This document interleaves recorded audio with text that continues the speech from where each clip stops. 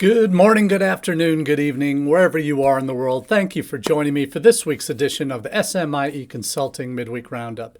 It's Wednesday, February 8th, 2023, and this week we'll be answering 3 questions we've been hearing from international educators over the last 7 days.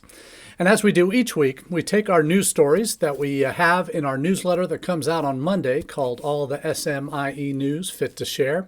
And if you're wondering what SMIE means, that's social media and international education. And oftentimes in those newsletters, we have overlap between those areas, social media and international ed, as we'll find out about today in what we're talking about. And when I say social media, I'm talking about anything digital that impacts what we do in international education. And when the newsletter comes out, we have 2 different ways that you can get it each Monday at 9 a.m. Eastern. That goes straight to your inbox if you subscribe through our website. I'll be dropping the links to those in our chat on the Facebook page and YouTube channel. And you can sign up and subscribe to get it in your email inbox. Or if you prefer to get your international ed news on LinkedIn, we have a LinkedIn version that between the 2 editions that if you choose, whichever you choose to subscribe to, we now have over 1,000 subscribers to this newsletter. So we're very glad that you're making, by subscribing, a part of it's a free subscription to our international ed news that we share each week. So in terms of this week's edition, we will be covering 3 questions. So let's get right into it this Wednesday, February 8th, 2023. First up, how well does your college practice international customer service with prospective students? Second, have international ed tech companies overpromised and underdelivered so far? And finally, how is the direct admissions phenomenon going this year? So these are the 3 questions we're going to get to today. If you haven't already subscribed to the newsletter, I'm giving you the opportunity to do that through the links that will be shared in the Facebook chat and YouTube channel. But you can also go direct to smieconsulting.org/subscribe, and you can enter your email details and information, and we'll get that to you added to that subscriber list. So let's get right to the first question. How well does your college practice customer service internationally? And this question comes up this week as a result of an article from our friends at intl. They've got a regular series of these that come out once a week. This one is entitled Customer Service as a Marketing Tool, Success Tips for Universities and Private High Schools. And it focuses on a lot of common sense marketing principles in terms of who are the best promoters of products and services, those that are using them currently. And in our speak in international higher ed, that means your current students, and engaging them in what you do with prospective students in terms of customer service, in terms of answering prospective student questions by your current students, and having different ways that can happen, either through online chats directly tied to your site, through social media live chat events or takeover events where your current students are the ones producing the content, and then current prospective students have the chance to respond either live or to posts that these students put out. Having easy ways for your current students to be engaged with your prospective students in your overall communication with your future student audiences. These are the ways to get it done. Now, how do you do that effectively? And the way they pose it here in the intl column is the reality is your prospective, and this is their quote from that article, your prospective and current students are highly influential new student magnets. So that's sharing how much those 2 can go together, your prospective students and your current students, and where the opportunities are to connect those 2, and where aren't there the opportunities to connect those 2 are the questions really that you should be asking. And there are opportunities throughout the enrollment cycle from initial prospect through to enrolling student where you can connect those 2 dots. And the number of ways you can do that, there's clearly the kinds of questions that they can ask about what life is like as a student on campus that only a current student can really share that experience.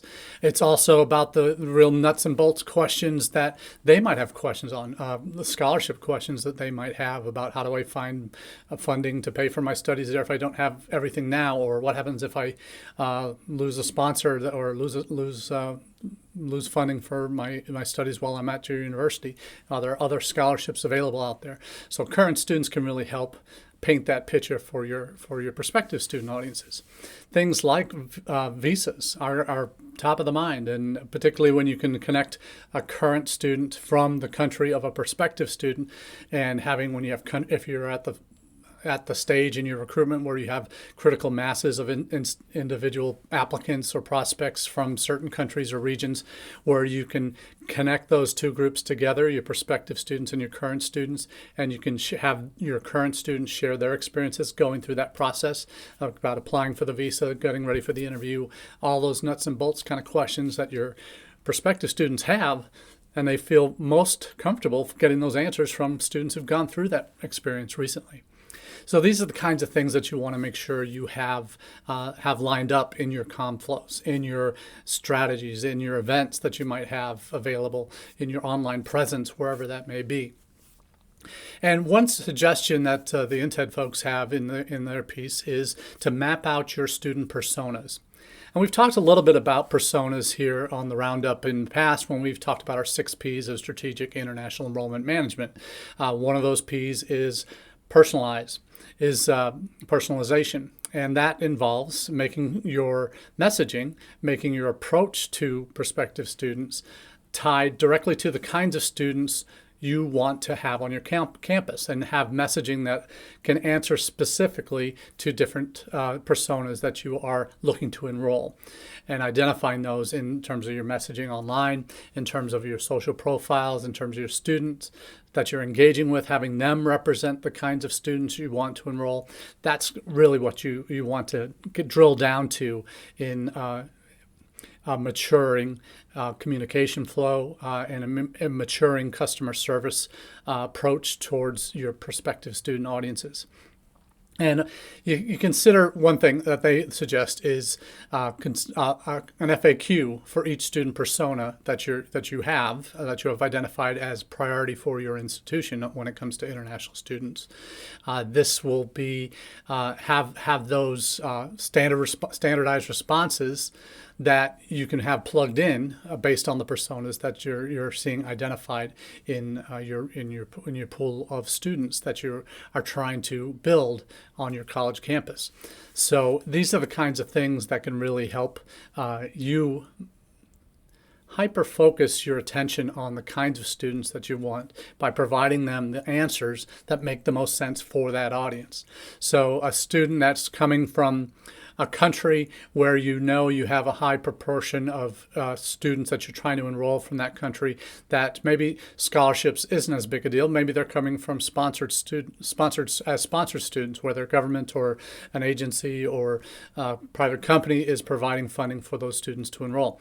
If that's the case, the questions about scholarship aren't going to be as relevant as it might be for finding the right housing, making sure their connection with their department is strong, that they have the right advising in place. Those are the kinds of issues that might be more important to that audience. So how do you differentiate that message from an international student that might be coming from countries where typically they're going to need a little extra help? They might be greater majority of first-gen students coming from their country that are enrolling for the first time in the first of their family to enroll in a university level program. Certainly the first to even think about going overseas as well. They're going to have perhaps a different level of expectation or different maturity level in terms of their overall knowledge of what it takes to enroll as a student in the United States. So if those are two potentially different demographics or personas of kinds of students you're trying to enroll at your campus, then you want to make sure you have question and answers, the questions that the students from each of those demographics might need to know. You can have your information properly ready so that your current students can respond, so that staff might be able to respond better to meet those needs of those individual persona groups that you're trying to target. So there's a lot of value in this, and I think it's an underrated part of international student recruitment, is that Frankly, it does require some bandwidth and some prior planning to make sure it's effective and in place and implementable. And that's not something that's done overnight. It's not something that's easy to do if you're a one-person shop. It's very difficult to do if you don't have others helping you create those FAQs where you have the 3 or 4 or 5 identified personas that you're trying to attract to your institution, and then be able to drill down and have the kinds of questions that you want to make sure you have the right answers to from a prospective student perspective that your current students can help inform for that particular persona. So great article from INTED. I really recommend picking this up and making it part of your just your edification for the week on International Ed News. And this is kind of a thought-provoking thing. It's not something perhaps you're going to be able to do right away. It's going to be for those down periods, when do those ever happen, right?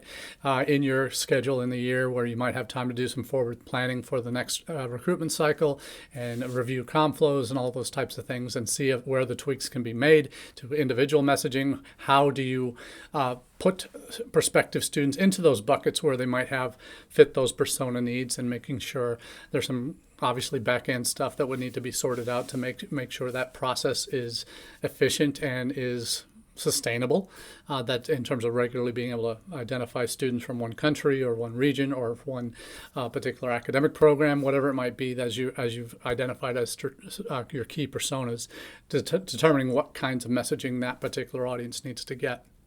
So a really positive start to this session today on the Roundup with this article on customer service, and really focusing on that as a way to think about what you do as a university. And oftentimes we don't like to think of ourselves as businesses, but our product is our current students who are experiencing that education, and your future clients or prospects or customers are the ones who are thinking about coming to your institution and trying it out. And they need to be able to have those conversations and to have their questions answered that meet their individual needs. So that's the whole concept of customer service, that for institutions, particularly if you are not an elite school where you have far more applications than you know what to do with, and your admit rates are in the single digits, this is not a conversation where you potentially need to have the time or bandwidth or even care to focus on as part of your journey of what journey you're providing for your prospective student audiences. But for the rest of us who have to hustle and have to really get out there and make sure that we're connecting at every point that we can with prospective students, that we have messaging that works for the individual student's needs or the type of student that you're trying to recruit, then for the rest of us, we do need to think about this and make it a part of our longer term vision for what we want to do with our international student recruitment efforts. So that's all for that first question. We're going to move straight into our second one. And this is a little bit of a downer question, but it's a reality check for, I think, a lot of individuals who are in the international ed profession these days. And the question is, have international ed tech companies overpromised and underdelivered so far? And why is this coming up? I think it's coming up for a lot of reasons. We all saw during the pandemic, we lost a lot of great talent on the institutional side. A lot of great talent retired who had years of experience in the field that says, I'm fed up with this. I can't deal with this anymore. They left. Some were downsized. Some left voluntarily. And the replacements for those positions, in some places, they haven't come yet. Or they've been replaced with entry-level people or mid-level managers when you needed an SIO or a senior director or executive director to kind of lead the charge for international on campus. That senior leadership in international oftentimes hasn't been replaced at that same level. I know in contrast at UNLV, we were just starting to build during the pandemic, and we're slowly adding on as we've gone. So we're getting bigger in terms of our international operation at UNLV. Other campuses who had large staff already, they lost positions and haven't replaced them yet, or replaced them with lower level folks or entry level folks in the worst case scenario, for if you were to replace somebody. But what happened during during the pandemic with the Great Resignation. International ed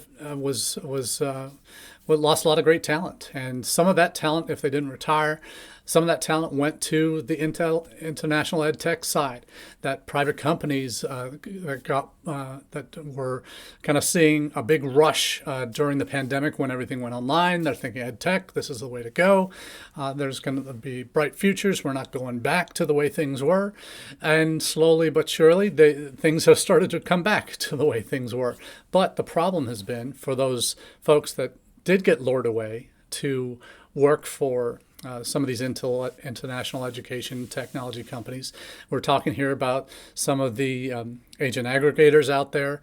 We're talking about some of the service providers, some of the partners that are doing EdTech online courses, combination programs. There was great expectation that there'll be many more institutions buying into their way of doing things than have actually done so. And as a result, the expectations of how many sales, university sales, were we going to be able to make this year by bringing on new university partners for us to send students to, when those didn't materialize as quickly as these international ed tech firms wanted, there has been some retrenchment going on and some pullback going on. We've seen some of the aggregators like Educo. Educo had pushed their boat out fairly quickly during the pandemic, and over the last year, they've cut back quite a bit. We've seen others in the in other smaller agencies that might have bolstered their bottom line in terms of staffing, have started to bring back, cut back on some of those initial promises of a brighter future for employees. So there's a lot of good talent that had left the profession from the institutional side that got bought up by the ed tech kind of sector, with all the money and venture capital had been going into international ed tech. There was a lot of excitement and expectation that this is going to be the next big thing. It's really going to drive, and the international ed tech sector was going to really drive a lot of our future growth, and it may still, but I think those expectations perhaps have been forced to be tempered with perhaps these companies pushing the boat out too far, frankly, in terms of their staffing. And I've seen it through some of the partners that we're working with. We've lost our main point of contact once or twice in the last year at UNLV. Some of the folks that we've been working with. One of the aggregators decided, well, we're not going to renew our contract with you, even though they've not sent us any students yet. It's a real interesting phenomenon to see after less than a year of some really exciting, promising kind of prospects out there for relationships that could help bolster what we're trying to do on campus, that some of them have been cutting back staff at a time when we're ready to get going with them. Then they're starting to pull back. It's a little bit unsettling, but it's certainly kind of par for the course at this point, because it's not just one company here or there. It's a range of companies across the board. And a Pi News article really speaks to this this past week. Technology layoffs hit international ed sector is the theme of it, and it goes through Apply Board seeing a 6% reduction in its global workforce. Adventus saw almost 40% customer service and admissions sales staff HR cuts. And the cuts at Adventus says we're down to amalgamation of divisions, so consolidation. You see 2U, D2L, FutureLearn laying off staff. You see all the numbers that are represented here. Coursera, you see Unacademy, 3 rounds of redundancies in 2022. First one, 1,000 jobs lost in April. This is in India. And a further 150 in June, and a final 350 in November. Layoffs have also, there's been in other ventures, Al Ventures, Preply, Degreed, also a Go Student, a whole number of these EdTech platforms, because it was getting, frankly, very crowded in the space. And for institutional reps that are trying to distinguish between the differences from an agent aggregator versus a master agent versus an EdTech platform that is providing online courses for students in a particular market that would then be transferring to you to finish degrees. You talk about even colleagues at Upgrad had some layoffs. We've seen a lot of this going on. Teradata is hiring, actually. There's some that are going the other direction, but not a lot. And that's certainly something to think about, where the layoffs are coming and why they're happening. And I think a lot of it has to do with the high expectations with all the venture capital that force some of the leaders of these companies to maybe overcook the expectations a little bit in terms of what they'd be able to sell to the buyers or the funders of their initiatives, that wasn't realistic in terms of where the market was and where the universities that were looking to connect with these organizations to bring students in. So we've seen it, and it's a little bit of, some folks are saying it's like I told you so. It's crocodile tears from those folks, but a lot of it is just frankly overreach. And I think into a very crowded market. And we've seen that again and again with companies that have put together these grand plans for world domination in terms of international student recruitment markets, in terms of we're the platform for this, we're the largest for this. Everybody's saying that, and none of it's true. And that's the hard thing for institution reps that are trying to make these decisions, and leadership at institutions that are looking at budget priorities. And we don't have endless supplies of money to do that. And if I'm at a state institution, we don't have endless supplies of money to do that. We got to be very careful about where we choose to invest. So there might have been 4 or 5 companies that I was thinking, it might be worth taking a flyer on these guys this year. But the reality is, budget's not there this year. We may have some more funds next year when we start bringing in more students that can bolster our bottom line and provide a renewable source of income for our offices to push the boat out further ourselves as an institution in terms of where we're reaching, hiring staff, trying new ventures, getting into new markets. That costs money, and we got to be very smart about where we spend our dollars. So for me as an institution representative that is looking at and getting the cold calls from a lot of these vendors, even credential evaluation services are cold calling now, trying to corner our market, where we kind of tell students you can get your NACE's credential evaluation done for many of these programs that we'll accept. We haven't gone sole source provider on that yet, but that's something that getting cold calls on that's even that sector is impacting what we do international ed. So there's a lot out there, and I think the lion's share of those that are out there have overpromised and are under delivering. And it's not the way you want to do business, frankly. It's a way you have to do business, I guess, if you're so dependent on these angel investors or VC funding to make your company model go. And if you're not able to generate those results, then they start pulling round 2 funding, and all of that will continue to drop. Future funding will continue to drop. But your customers on the back end that are wanting to utilize your services, if they're not seeing that reliability or that over-promising and under-delivering, if they're seeing that as kind of the hallmark for a stability of a company, then that's going to raise some questions with us about future long-term sustainability of a relationship with you. So it is a wake-up call, and it's not something that's an easy conversation to have, but it's one that it's the reality of what we need to do as institutional reps is to go in with both eyes wide open in terms of who the companies that we're working are, what their main motivations are, what they're able to deliver on, and getting in on the ground floor with some companies that are promising the moon is always dangerous. It's great when it works, but if it doesn't, then you're out, unless you've negotiated a very, very smart deal in terms of not pushing out expectations too far and funding too far for that particular new phenomenon. I think you're in a good position in terms of of being able to sit back and choose the vendors that are sustaining themselves through this potentially kind of a little bit of a rebound from what we're seeing in overall numbers to the United States.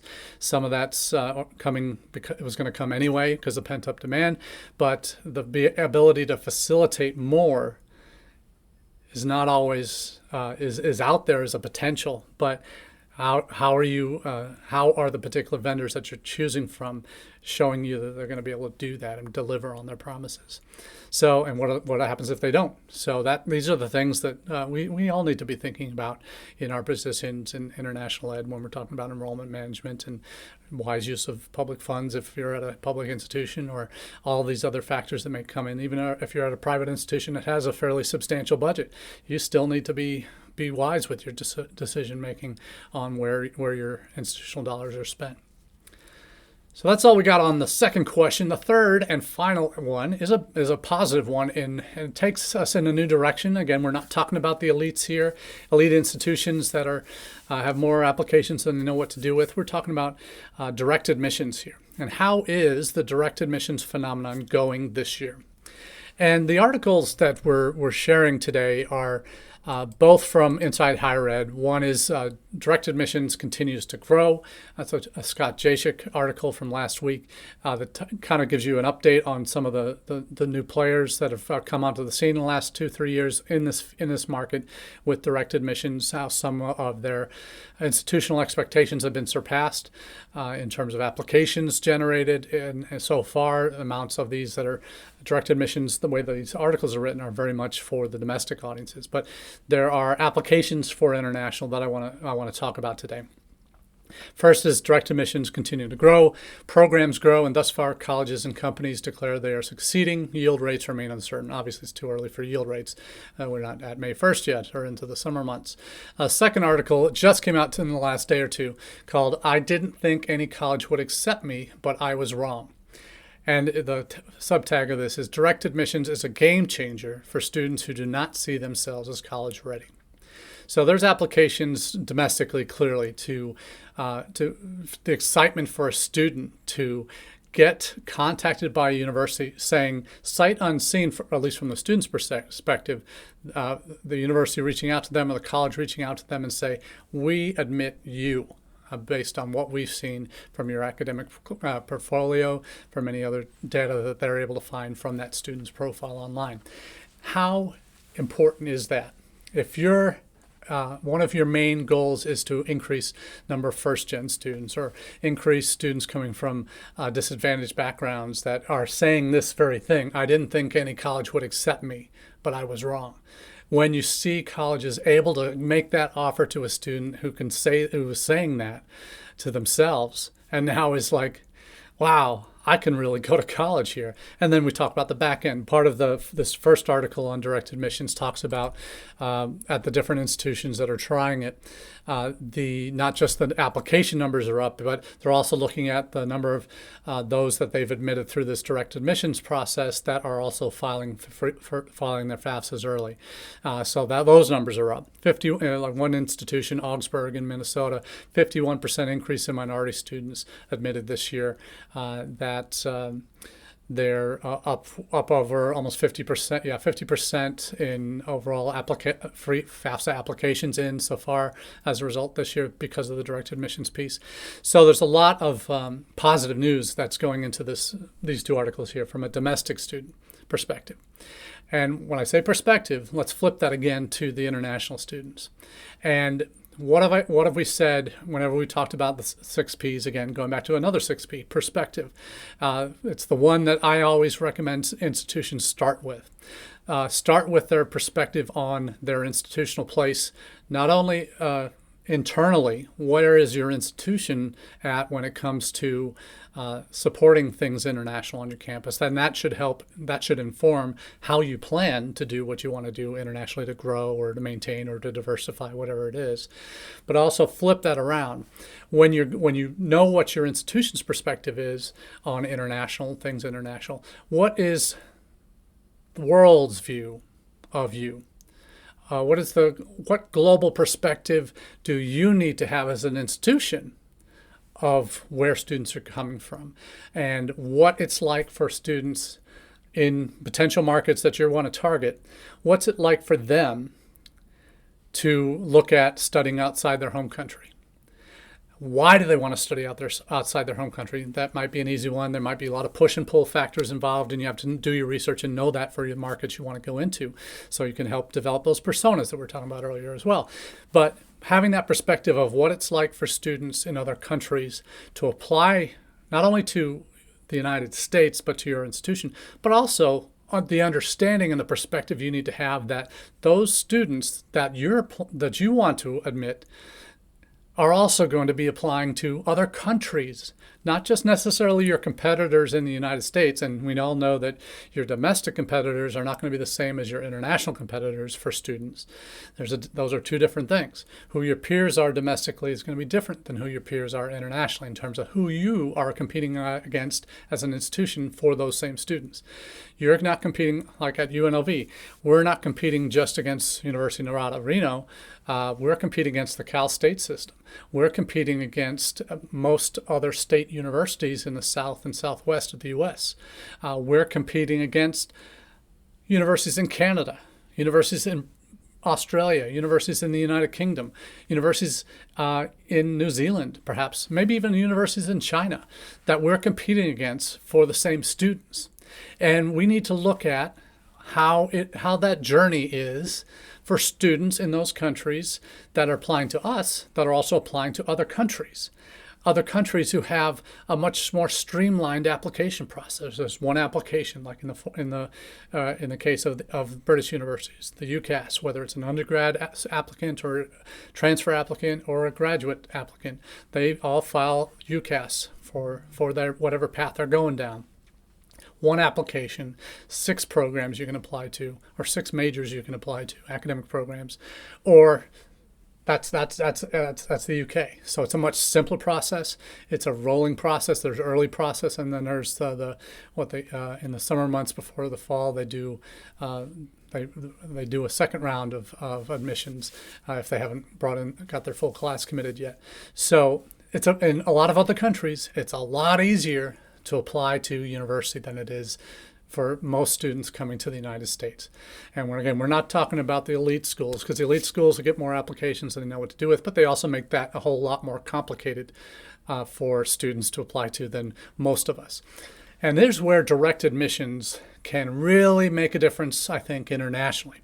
One of the first articles has some data from from Common App that there are quite a few institutions using Common App this year for that. There's Concourse EAB approach. They've renamed Concourse has been renamed Greenlight Match in EAB that purchased Concourse. You see with a couple others out there, Niche as Sage Scholars is doing it. Common App is up to 14 institutions that are using direct admissions this year that have admitted 33,000 applicants through direct admissions. So that's one to watch in terms of volume. So we'll see where that goes, because many institutions like UNLV, we're a part of Common App. So we're looking at ways that we can implement direct admission for this next recruitment cycle. So for 23-24, for that incoming class in fall of 24, we're looking at ways we can potentially do that. How we do that, we're not sure yet, but we're definitely exploring that. And that's a great thing, because we're almost open access in terms of institution, in terms of admission requirements. So we're not a complicated institution to get into. Internationally, it's fairly straightforward. There's no SAT, ACT requirement, no essays, no recommendation letters. It's English proficiency ability and your academic ability from your high school transcripts. That's what's going to determine your admissibility for undergraduate. And again, we're talking direct admission, just undergraduate, not talking about master's, doctoral programs.